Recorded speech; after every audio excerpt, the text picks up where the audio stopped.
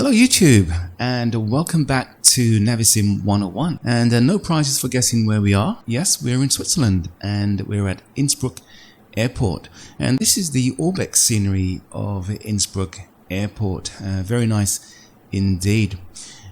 And welcome back, shall I say, to P3D. Yes, it's been a short while since I've been on this flight sim platform.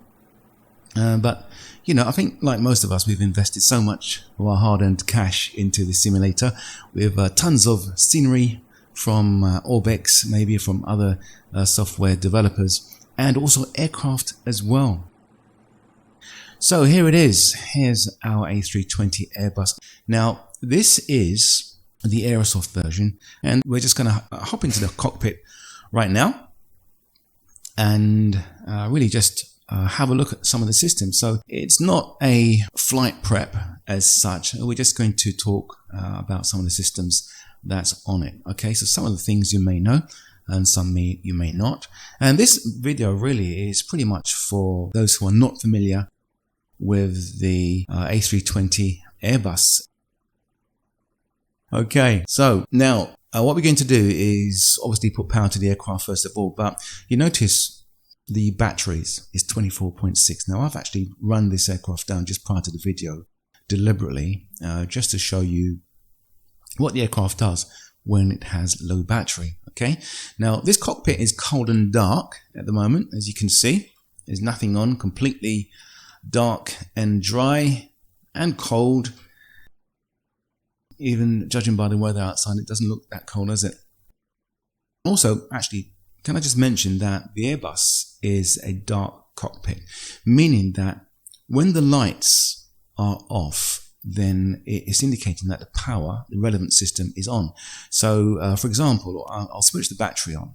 Okay, now the battery's on, and because this light is actually, or this button here, the power is off, it will actually show you by lighting a lamp to show you that it's off. But to show you that it's on, it goes out. So that's what we mean by a dark cockpit. Okay, so we have a ground cart available, and that's good. We'll need that in just a moment. So we'll put on the nav lights to show that we're on board. And if we, so it's just the batteries that are on at the moment. So nothing is actually going to work, even though we can see some power. So we're going to talk about also the onboard EFB as well. So that's a nice handy feature. Okay, so let's just switch on the ground power by clicking that on, and then we'll extinguish all white lights. Right, so now one of the first things that we need to actually what I'll do now. Right, now watch this as I turn this button up. So this is the one of the first things you'll do after you power up. One of the first things I say. When you turn this button up, watch what happens. Now that's the primary flight display and it's flashing. Now why is it flashing? Well, there's a reason. So if I turn that back off, okay, and I go back to the overhead panel. Now this is what I deliberately didn't put on, the ADIRs. So let's turn that on. So inertial reference system 1, 2 and 3 in that order. And now let's go back. Well, let's turn this on again. Here you are. It doesn't blink, it doesn't flash. So that flashing is telling you, a reminder that you haven't actually turned it on. So now it's booting up. Okay, so if we have a look at this button here. Now this button actually fooled me for a while because I thought it was one button. And I wondered, why on earth can't I get the territory display data on the navigational display? I just didn't know why until I looked closely at this button and realized that it's actually not one button but two buttons. There you are. You have an outer rotary knob and an inner rotary knob. Okay, so that one there controls the territory, as I said, on the ND, and this one here actually controls the brightness on the ND itself. Right. And then we come to the central Ecams. So you have upper Ecam, lower Ecam. So this one is the EWD, that's what it should display, and that's the SD, the system display. Alright, so let's just get rid of this paper. So notice what happens when I turn on the lower Ecam. Right, what it's done is displayed the engine warning display first. Now this actually should be displayed there. Now what happens when I turn on the upper Ecam rotary knob? It swaps it around and it puts the EWD back into its rightful position. So that's what the system does, and that's quite reflects the A320 Airbus in the real world. Okay, so we have all our systems up. Now let's just check the overhead panel once again, just to make sure that everything is there and on. Okay, so I have external power, and these fault lights are up because all the relevant systems have not been properly powered up yet. Okay, right, so we'll come back to that. So what we can do now is turn our radios on.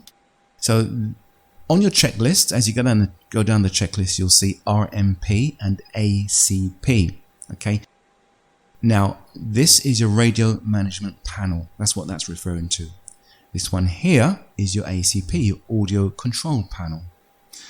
All right, and we have another two more down here. One next to the pilot, we turn that on, and the other one next to the first officer. Okay, and you have once again the relevant audio control panels just below that. Okay, now the other thing we want to have a look at, and the reason why our parking brake is off, by the way, is because we are, well, I think you may have seen outside, we have chocks on the aircraft. Okay, right, so what we want to do now is turn some lighting on. Okay, so here's your lighting. All right, so that turns it up nice and bright, and that one as well. And we also have lighting here, that's like a flood lighting, so it's good to turn that one on. And we've got lighting up here as well for our overhead panel, and you'll see lighting there as well, and on the other side as well. But I think we've got enough lighting here at the moment. Good, and it makes the cockpit look a bit more prettier, doesn't it? All right, okay, so what are we going to do now? Well, we're just going, oh, before I forget, actually, we got lighting here as well. So let me just go up a bit. Oops. So we got lighting controls hidden. You got to look carefully for this. And that one does that. And on the FCU, that one does that. There's also a knob over here as well. You can see lighting control underneath there. And also, let's go back, and you can see lighting control there as well. Alright, and there might be a couple of other lighting switches, but we don't need any anymore at the moment. Right, so we have 3 minutes left on the alignment of the inertial reference system, or the ADIRS. Okay, and so these two screens here, your upper Ecam and lower Ecam, so that will display engine warning data and also information that we need to see about the aircraft. Okay, so things you might switch on, like landing lights, TCAS, and so on and so forth, they'll be here. But it also has like a status. On the lower Ecam, it has what we call a status page. So we'll just switch to the status page, and you can see it says normal. Okay, now if there was a message there, any information, then STS would be displayed right here. Okay. And as you can see, these Ecam switches are non-functional, so that comes up in the checklist as well. Now, just to say a thing about these switches here, the normal position is to leave them all off, okay, because when you leave them off, then it allows the Airbus computer system to automatically select the most appropriate screen for that stage of transit, if you like. If you want the screen to be automatic, then leave all these unselected. Okay. Now let's go to the electric page. Right, so this is why I left the battery, let the battery run down. Now have a look at this. So let's just move this camera up a bit. Okay, let me zoom out a bit. So this is really good because it really does work, and you can see here DC bat, you've got the two arrows pointing to the batteries. So the battery is actually being charged by the ground cart at the moment. All right, so you can see there it says 27 volts. Let's go up, and it's 26.7, so it's just rounded it up there. Okay, and you can also see that we've been powered by the external power, the ground cart at 115 volts there. You can see where it's going to there. Now when we switch to APU, then this line will disappear from the external power and go to the APU. All right, and it will also go to gens when we start the engine and turn the APU off. So yeah, these are just there for displaying pretty green lines. They actually do work, so that's really, really good. Moving on along to the hydraulics, so these work as well. And there's one thing that we need to check before we actually start the aircraft is how much hydraulics do we have in the green, blue and yellow circuits. So these are separate hydraulic systems, and as you can see there, you can see the arrow. Maybe you can get a zoom in of that. So you see the arrow pointing to this rectangle, these rectangles here, and it's showing you just how much hydraulic fluid is left in the reservoir. Okay, so let's just zoom out a bit and oops, okay. So that's the hydraulic, the fuel page here as well. That will show you the amounts of fuel we have on board. Okay, any information not available will show a X, or if it's switched off or closed, it will be displayed in orange there. And there we have the engine display. We have the APU display here as well. Okay, so and also the air conditioning display as well. So if we go to these buttons, the air conditioning panel, if we reduce the temperature a bit, then we will be able to actually reduce the temperature inside these three compartments. Okay, right, so that's the air conditioning page, and we have the flight control page. All right, so nothing's working at the moment because we don't have any hydraulic power. So we'll check that a little bit later. Okay, so we will unselect this so that it will go automatically back to the doors page. Okay, I think I keep switching this on by accident on the control stick that I have. Okay, right. So now we've had a look at all that. So the engine master. Now we'll have a look at that later.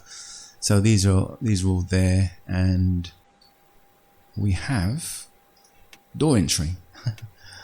So you can see here, if I just move the screen up a bit. So we have a static shot of who's outside the door. So no one's there, and no one will ever be there. Maybe I shouldn't have said that. But yeah, it's a nice little touch. Now what we're going to look at next, FMC, or the flight management computer, or the flight management guidance computer right here. So if we click on that there, so we will see our engines, and we can actually check our nav data here. So if you have an account with Navigraph or Navdata Pro or whatever other system that supplies your nav data, then it will appear here and it will tell you exactly if it's out of date or in date as well. Okay, and after that we'll go to the init page. All right, so you have another FMG see over here, which doesn't act totally independently, but it's not like a reflection mirror, if you like. They do actually work semi-independently, if you like. Right, so what do we do to put our flight data in? Well, we will input our figure here. So let's just click on clear, and we'll type in, say for example, a flight plan which I loaded previously. So Echo Golf Papa Hotel.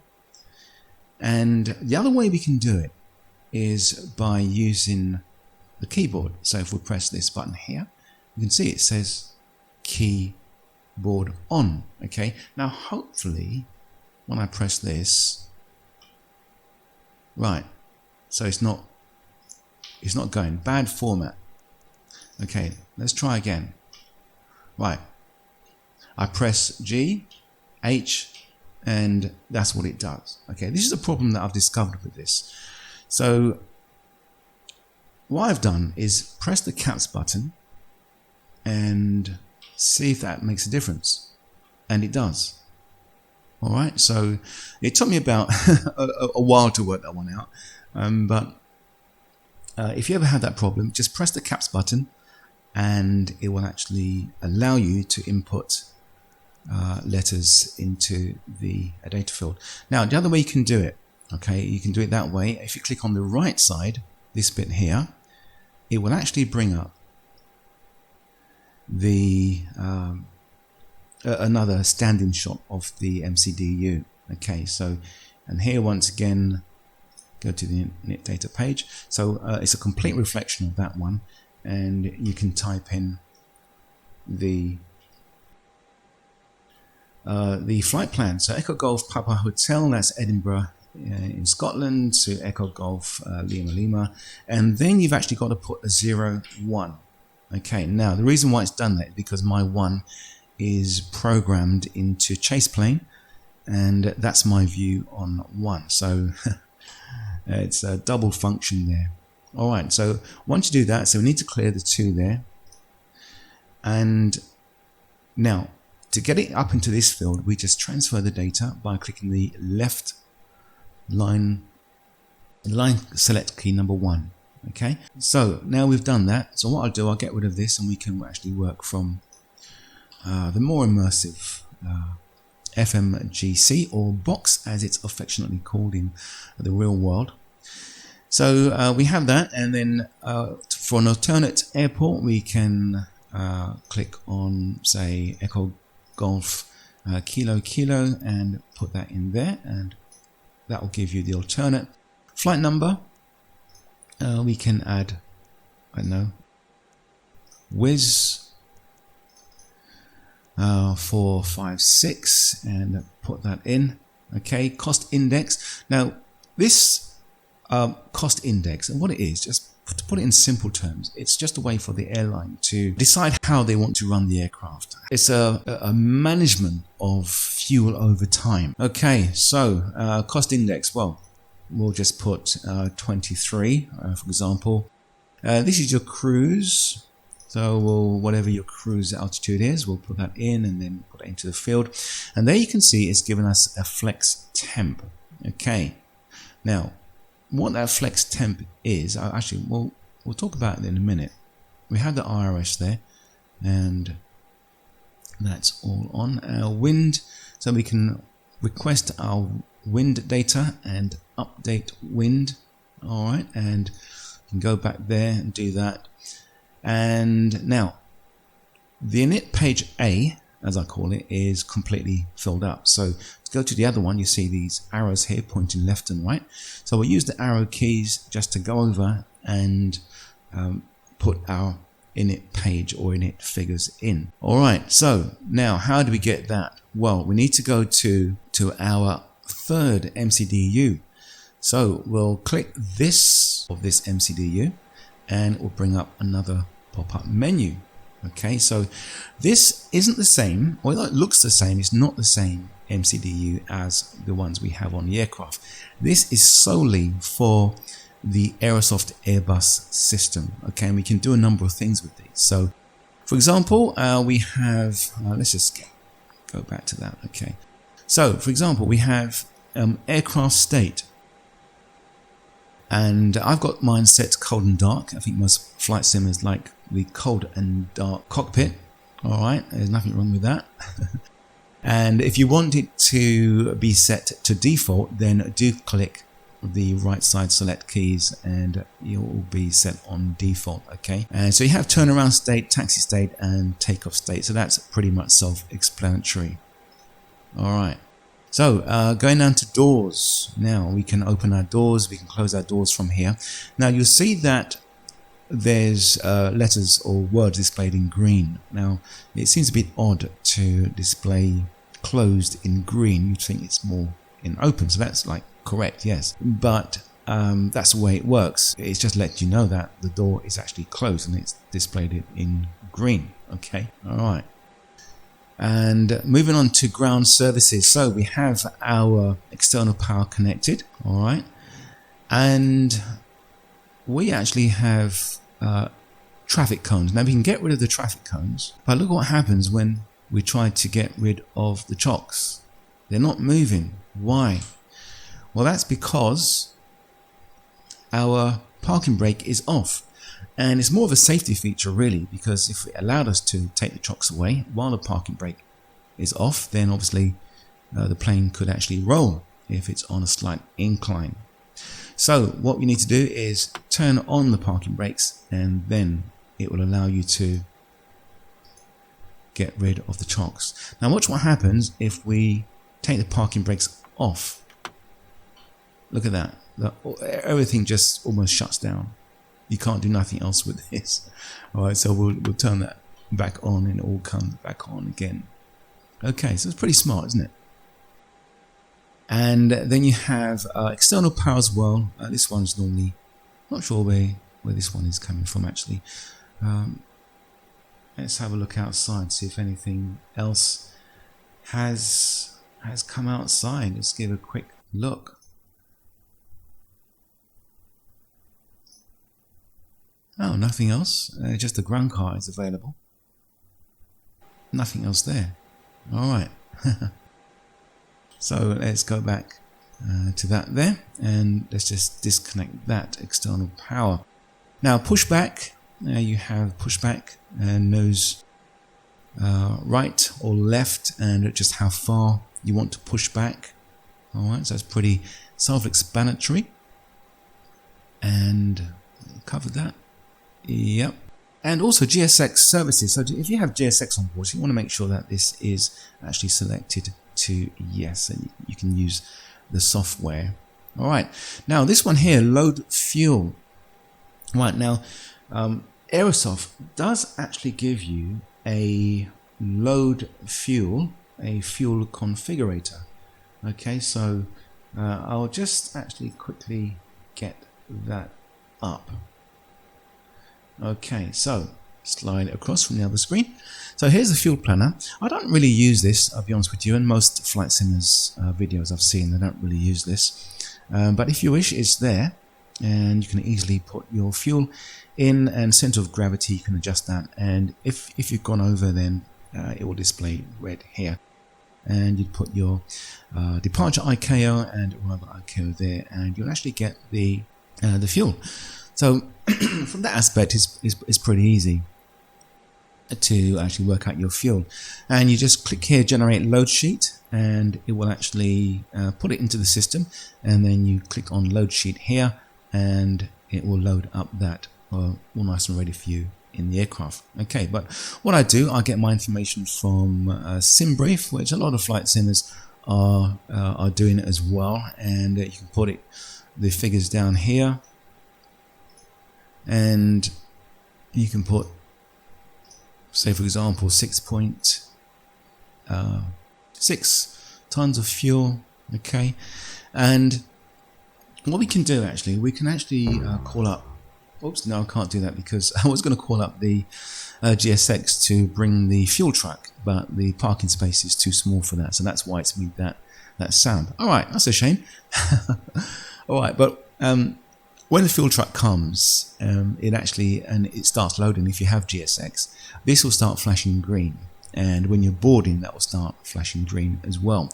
If you want to load it instantly, then you just press this button, and you can see that it's actually loaded up the fuel. So we've gone to 660. That's what we requested right here. Okay, so that's instant. Okay, and passenger weight. Now you can actually adjust the standard weight for a passenger, and you can actually add baggage with that as well. So 25 kilos for a suitcase, you can add it to that if it's not actually in your flight calculations. Okay, so now here is the important figure that we need: the zero fuel weight and zero fuel weight center of gravity. So that's there. So let's just come out of that, and we can go back to our FMC. And if you click on the right select key at the top, it's saying bad format. Why? I don't know. Okay, that's what we want. Is now put that figure from the MCD, the pop-up MCDU, to this data field here, and then we click this button again to transfer it up here. Okay, and then you'll put the fuel that we're using into this data field here, and you can see that the system is actually calculating everything that we need. And normally everything that's in blue is selected and everything that's in green is calculated. Okay, so we can't adjust these times. So that pretty much is it for the init page fuel prediction. So we can actually go back out of that, we can come out of that and go to our flight plan. So our flight plan is there, and normally what you do, you'll look for any flight plan discontinuities. Alright, so how to do that? Well, we'll go up here to this button, we'll select plan, and our flight plan has actually popped up, and you can see our origin airport, Edinburgh, and runway 24 there selected, and our SID. Okay, now what we do now is to scroll through and to see if our flight plan is actually going to work for us. So we're checking the integrity basically of our flight plan. Now what we can do here is actually zoom out. So we use the range button up here to zoom out. Okay, and you can actually see more of the flight plan as we scroll up. Right, so you notice here that it's not going further than Nugra. Okay, and it's stopping there at BNN, and there's no link. That's because we have a flight plan discontinuity. Okay, so we need to get rid of that so we can actually bridge this part. And this is why it's so important to check this, because you don't actually want to get midway into your flight and realize that, hey, what's going on? I haven't got a completed flight plan. So what we do for that, we'll click clear, we'll put CLR in the data field here, and we'll transfer it to this line select key.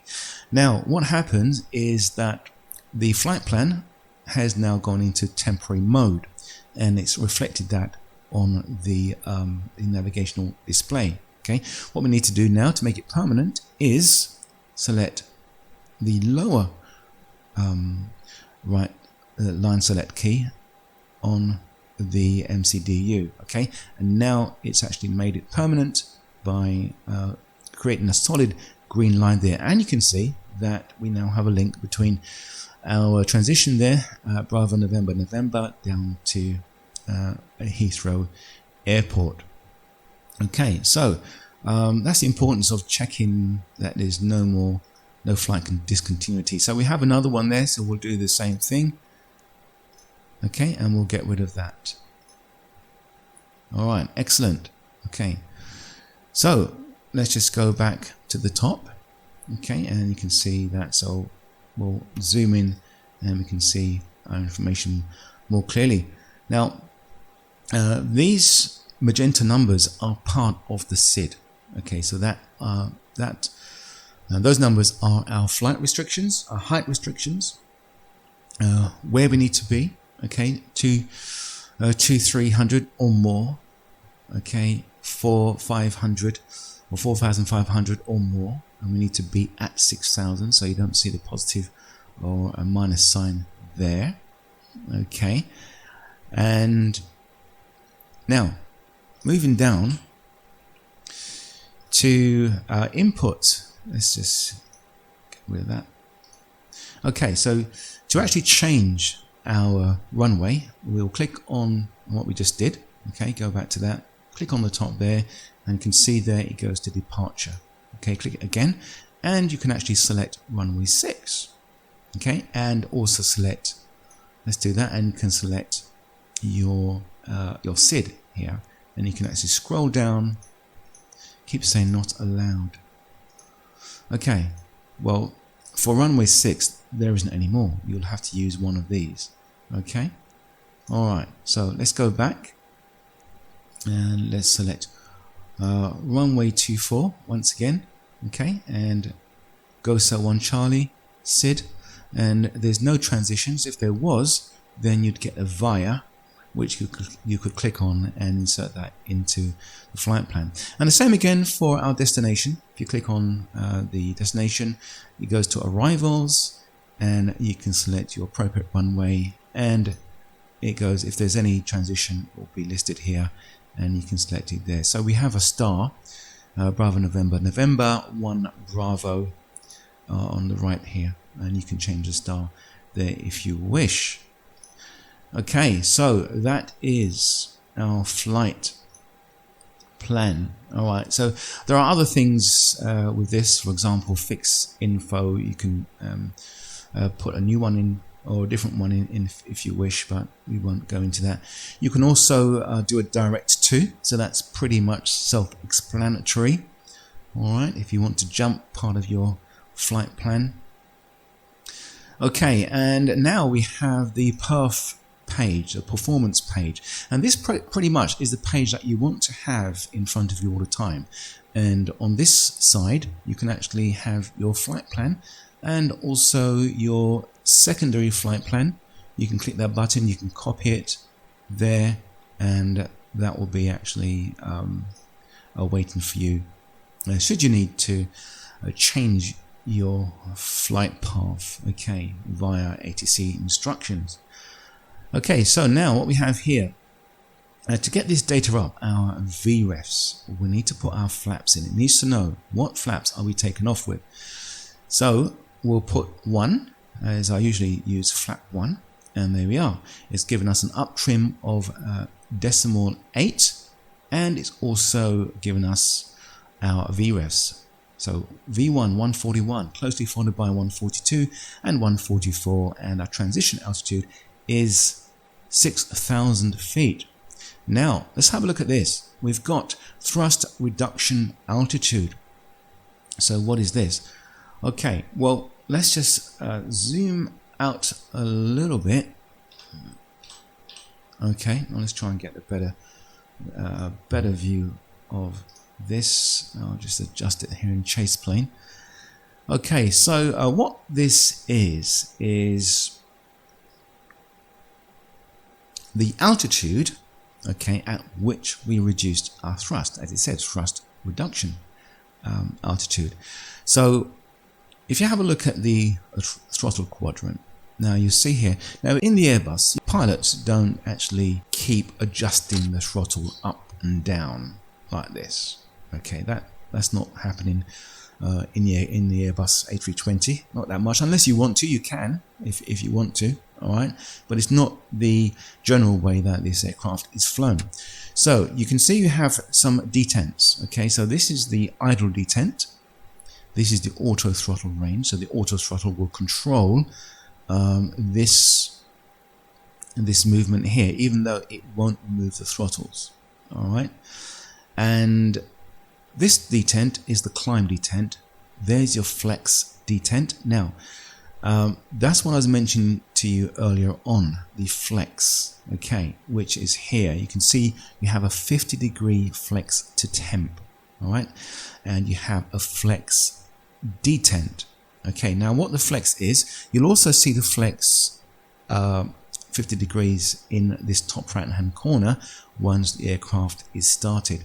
And what the flex is And what it does, it allows you to take off without using full power, as you don't really want to use up all of your power while taking off. It's just not necessary and it's not fuel efficient. So the only time you're going to use a toga is a takeoff and go around situation. So that's the only time you put it right to the very end there. Okay, so most of the time, so if you're beginning your takeoff roll, you'll go click, click, 2 clicks generally. Okay, sometimes it does actually make a click when you move it from this position. It does it when you go back, but not when you move forward. Okay, so it's 2 clicks, 1, 2, okay, and that will be your takeoff. All right, that will be your flex temp, your takeoff, and when you reach the thrust reduction altitude, then 1 click back. Okay, now the system, the computer, will actually tell you on the flight mode annunciator right here, it will actually tell you thrust THR climb if you're not actually in that position. Sometimes I've found, and I use a Thrustmaster HOTAS Warthog for this aircraft, all right, and sometimes it's not, one of the levers are in climb and one of them isn't. So you wonder, why is it saying go to thrust climb, and you are there, but slightly, one of them is slightly out of position. Okay, so on the Thrustmaster, there's like a little bar you can move across to lock both of these. So if I move it, can you see that they're moving? They're not moving quite in sync. So one could actually be in sync with one, and I just unlocked it there. So just to, if you have a Thrustmaster or if you have a double throttle control, then just to be aware of that. So that is what the thrust reduction altitude is. Okay, so we'll just clear that, and that's what flex to temp is. All right, so we have our flap retraction speed and S speed here, and it should be cleaned by 207. All right, and on the speed tape you will actually have S and F, okay, as appropriate, and even when you're landing as well, that will be displayed there. Okay, moving up. Actually, let's just move back down. Right, so we have completed the just check that we've completed the performance. Yeah, so that will stay on that page. Okay, and you'll have a next phase of flight, which is your climb, and the next phase, cruise, and so on and so forth until you get to approach. Okay, now when you get to approach, the system will actually say enter dest data, or enter rest of data for destination. So what it's asking you to do is enter the information, the QNH for your destination airport, the temperature for your destination airport. It needs this information so it can give you the correct values here. Okay, so just going back. All right, so we'll leave that on that page. And the other thing, actually, before I forget, is this. Okay, so ATC COM, we do the clear there, go back to return, and this AOC menu. Okay, because what it has a feature where you can actually print out a weather report.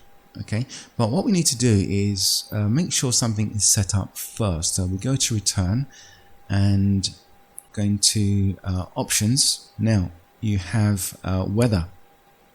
All right, now if this is turned off, you won't actually get any weather data from here. I've tried it with the sim default, but it doesn't work. All right, so this Hoppy network, I don't know what it is. I've never heard it before. All right, but it's turned on here, and it actually allows you to receive some data, weather messages. Now it's not there at the moment. All right, so we have our airports in, and let's just go back to see if it's there. No, it's not there. Press that. Let's see if I can get this up. There we go. Right, so airport weather. Click on that, and then you have Edinburgh airport weather.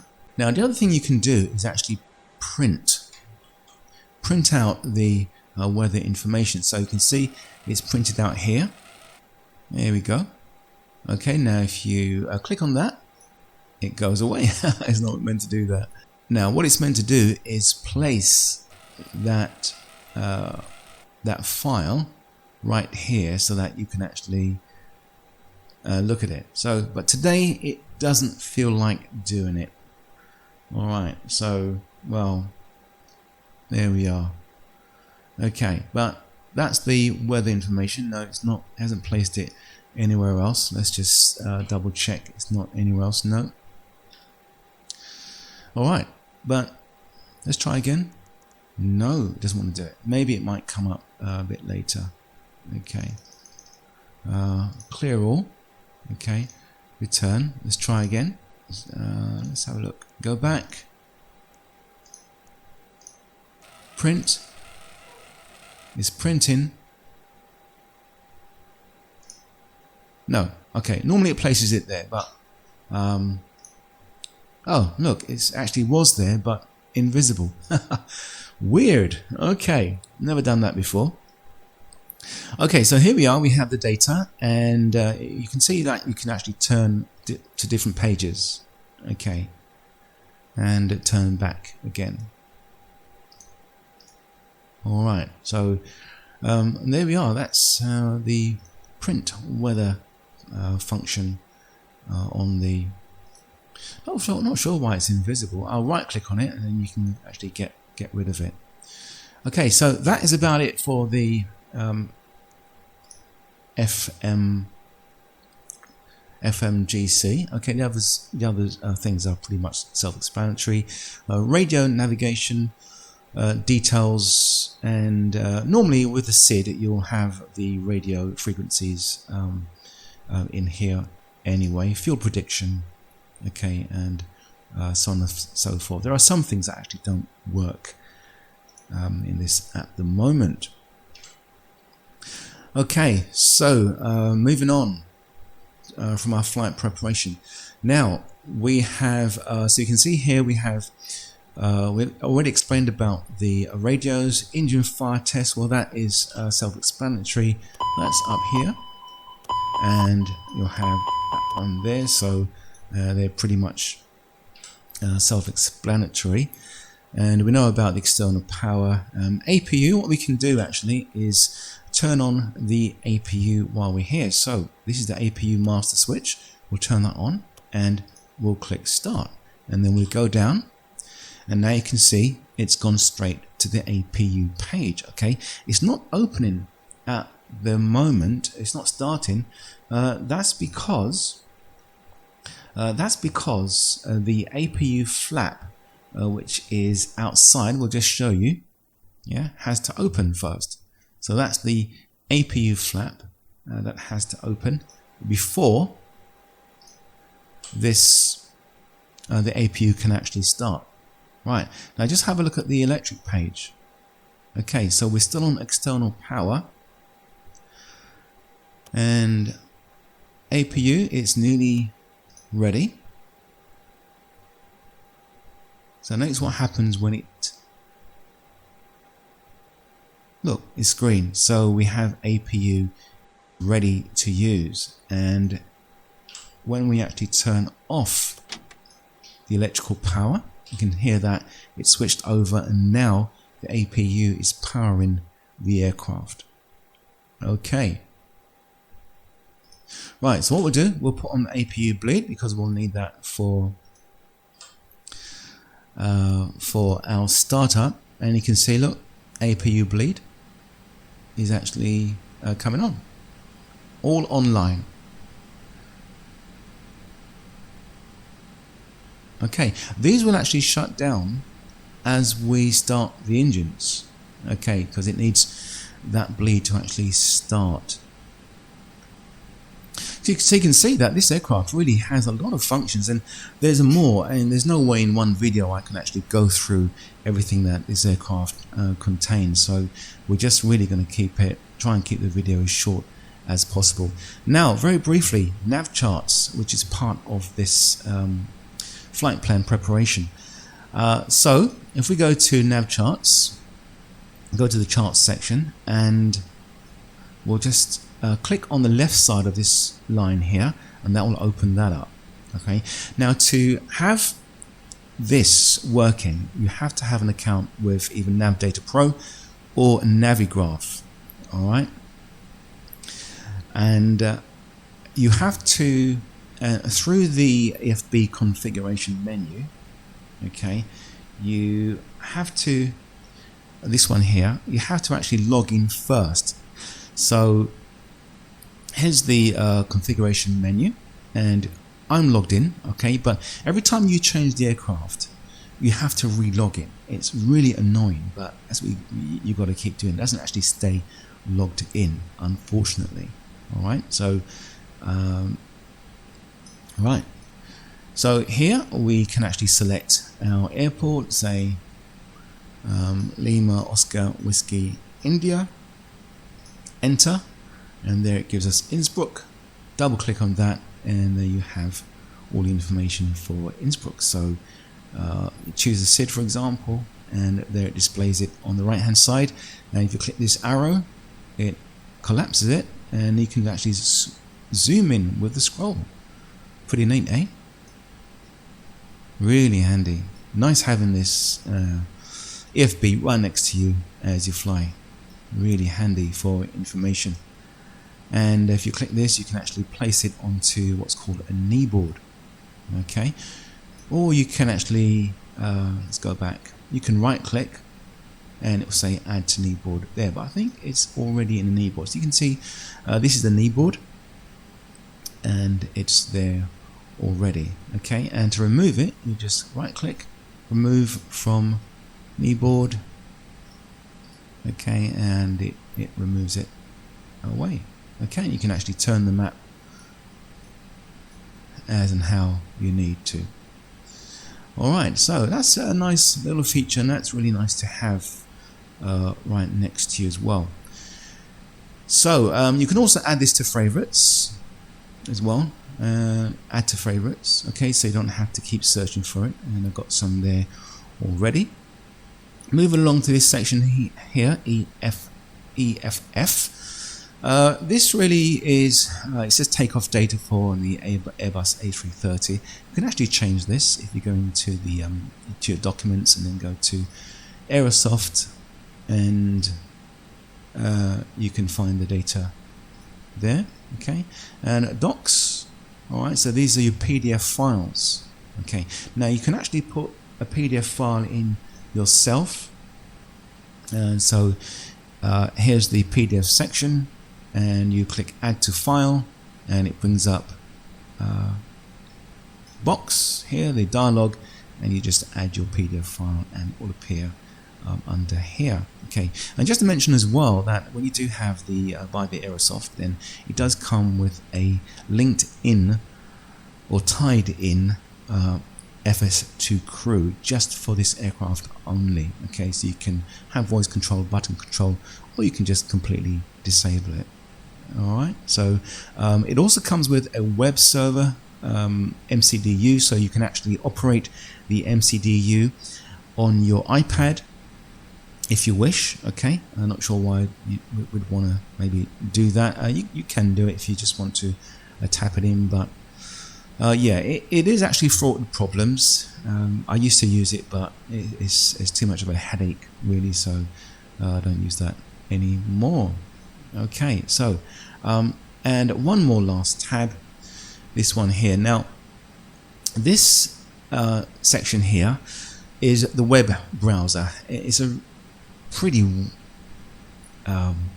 well, it's limited for want of better words, browser, but it serves, you know, some kind of function. So this Sky Vector page is a page that I put in myself. Okay, now look, flight aware, this is the default page that comes with the aircraft. It doesn't work. Online conversion unit doesn't work. This one here, Windy, it does work. Okay, now how to get your flight page or your web page into this browser? It's not difficult, and all you have to do is go to, if I just put this up, drag this over. So here we are. So we have Documents, Aerosoft General, A3XX, EFB, A330, Assets, and User Links. Now this is the file that we're on. Double click, and this is what you would do. So this is the one I actually put in. Okay, so you'd follow this format exactly. Okay, making sure that you don't adjust anything that's not there. Just put it in just like that, including the comma as well. Okay, and you should be able to get your web page up on that. All right, so that's how you actually put your own web page into the EFB. Right, so just moving along. So we have the anti-skid. Okay, now we also have a brake fan button, and on the wheel page, okay, now if you land and you're using up a lot of brakes, then they'll become hot, and this does actually reflect the heat that's actually in the brake pads. And if they're too hot, it will show you, and you can put the brake fan on here, and it actually does cool it down. It does. You can hear it, actually hear it now. Yeah, it actually does work. Okay, we'll put the territory on. We'll go back there so you can see the territories coming alive. Okay, so that is our wheel page. Now, just having a look here, our accumulator. Okay, now this is what you need to check as part of your checklist. Okay, so at the moment it's pointing up to 3 because our landing, our brakes are on, parking brakes are on, and this is the barking dog noise you'll hear when you actually turn on the second engine. Okay, now what that's doing, that's actually charging the accumulator bottle, and in the case where all brakes fail, then the pilot has 7 attempts or 7 presses on the brakes to actually stop the aircraft. Okay, so that will probably never happen in the sim. And you have so what you have here also is auto brake. All right, and we'll set that to max for takeoff. Okay, right, so just moving on. Hydraulics, we'll go to condition. I'm just trying to find, there's so many pages here, sometimes you do get actually lost with pages here. Which one am I looking for? Not the condition page, the pressure page. Okay, so you have landing elevation auto, and you have your cabin pressure altitude here. So this is feet per minute. This will tell you how fast you are gaining cabin pressure and how fast you're losing that cabin pressure. Packs 1 and 2, they're on. If they weren't, there'd be that orange color. All right, so just moving through, and now you have actually, well, let's go back to the FCU. So this is your FCU, flight control unit, and so we can these buttons up here we can select. Okay, normally it's on constraint, but that will actually show airports and nav beacons on the nav data display. Alright, now if we press these buttons in, we can see that we have a series of dashes and dots. Okay, actually let's just select a higher altitude. There we go. Okay, so now it's actually going to be managed by the computer because we have all these dots and dashes there. Okay, so you have your flight director, your landing system, localizer, auto throttle, okay, and approach and other controls here. Now this one here, if you want to select or increase your altitude in increments of 100, you can select that, and if you right click, it will go in increments of 1000, and you can select here heading, track, and metric there as well. That's not seem to be working there. Okay, and you also have a chrono timer here, which you would start just prior to takeoff. Okay? So here's where the oxygen is, and that's part of the checklist that we'd want to check.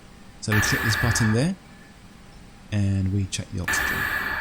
That one there, and the oxygen has been fully tested. Okay, now one other thing as well is, you notice there, windows into the cockpit. Alright, but this one here does work, so we click on that lever and it opens. Okay, and if you click on it again and even right click, it doesn't close. The reason being is because of this little switch here. We need to actually right click on that, and then we click right click on the lever and then it closes. Okay, so that's how you'd operate the window. Right, so what we're going to do now is go for an engine start. Alright, so we've pretty much covered good ground thus far in the video. Like I said, there are many things we can talk about on this A320 Airbus, but we have to actually just really come to a point where we move on. Okay, so yeah, we pretty much covered. So before engine start, all right, so we have this page here, all right, and you'd go through the usual things of making sure your windows and doors are closed, etc., etc. All right, and all these you'll go through. Okay, but we're not flying, so we're just going to start the engines. All right. So remember, we need to make sure that the APU bleed is on. So we did have that on, and then make sure the throttles are in idle, making sure the parking brake is set. All right. And now what we'll do, we'll turn this switch, the mode switch, okay, to ignition. So right click on that and you can see immediately, actually let's just adjust this page.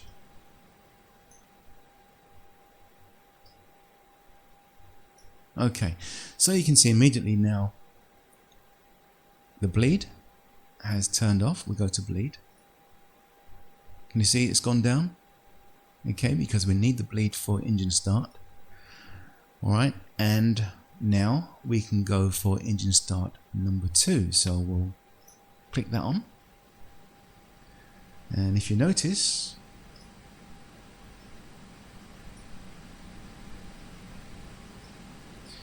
the N2s are spooling up.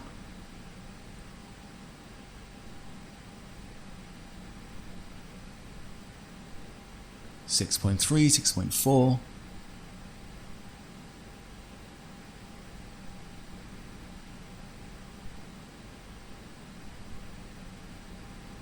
Excellent, so that's kicked in.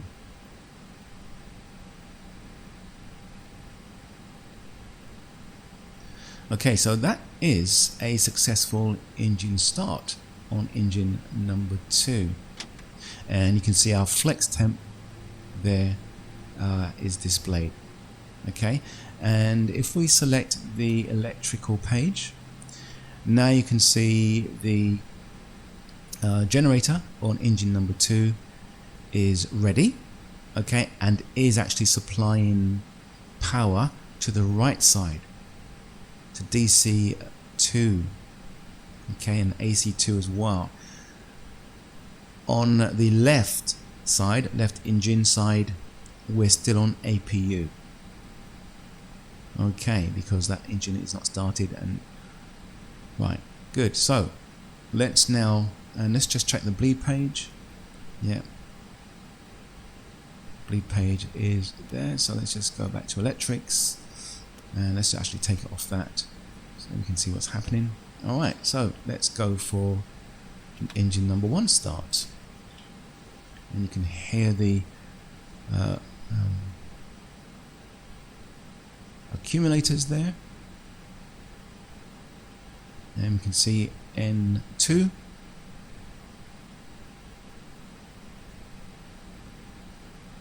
That's spooling up, and just watch the electric page.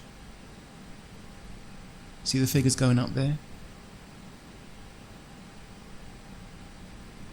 Clonk.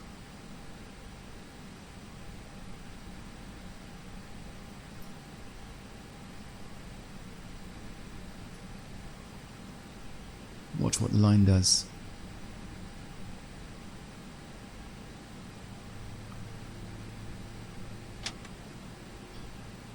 Excellent. So we are fully operating by engine power, and the APU is there, still working, but it's not connected as shown by the diagram here. Okay, and everything is green, and you can see the battery has been fully charged, 28 volts, so there's no connection between the system and the battery, so to speak. Alright, so now that we have full engine start, we can turn off the APU bleed. Okay, and that's still there. That will actually come off eventually.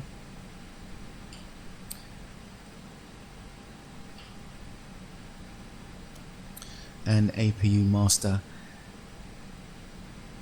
and the APU will still be running for a little while. Actually, not long. It will actually turn itself off shortly, and it gives it time to cool down a little bit. Alright, so that will then go down very soon.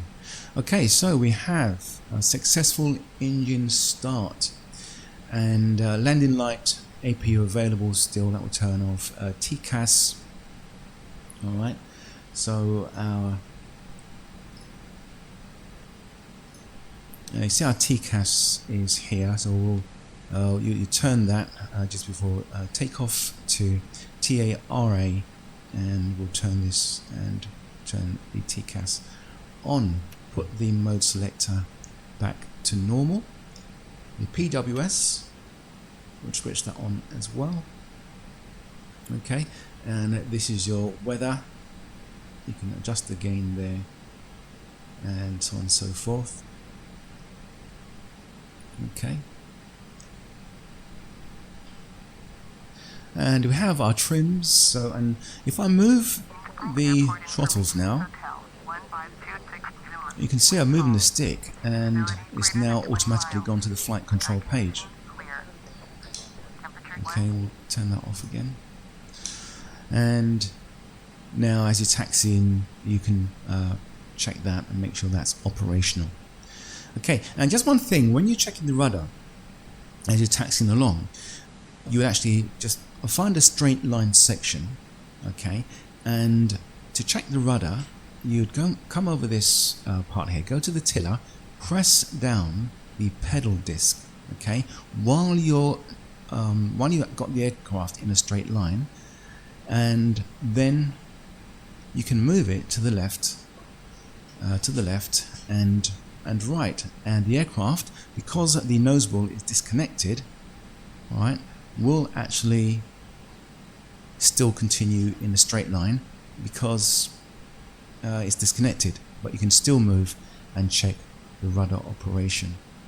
Okay, and don't forget to connect it back before you get to a turn, otherwise it'd be panic stations and a problem.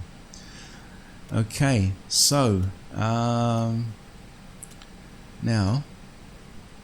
right, so we'll put that back, disconnect that.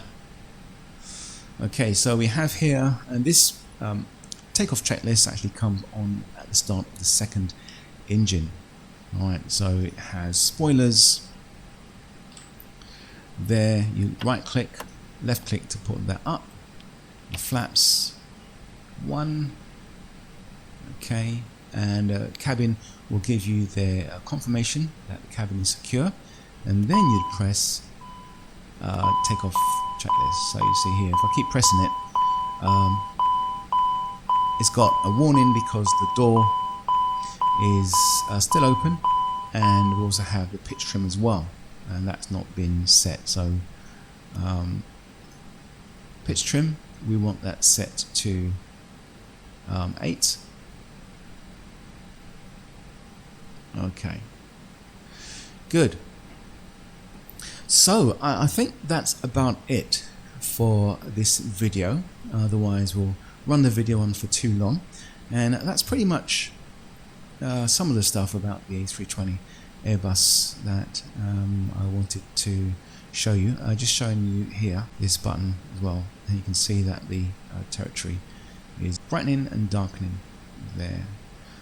Okay, so yeah, this aircraft really is a lovely aircraft to fly, really nice, and when I do a proper flight, then we can actually have a look at some other systems on this aircraft here. So, and anything I forgot to mention in this video, I will actually mention in that video as well.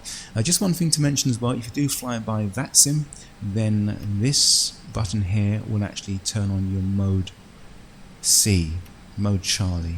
Okay, so those who fly on Vatsim, who use vPilot or other Vatsim clients will know what this button does, what mode Charlie is. Okay, so that's about it for this video, and do thank you for watching. So it's been a bit drawn out, but just too much information to try and get or squeeze into half an hour. So thanks very much for watching, and if you do like the video, please do like and subscribe, and also click that notification bell so you can be informed of more videos as and when I upload them, which I try to upload weekly. It doesn't always work that way. Alright, so thanks once again, and we'll see you again in the next video. Bye for now.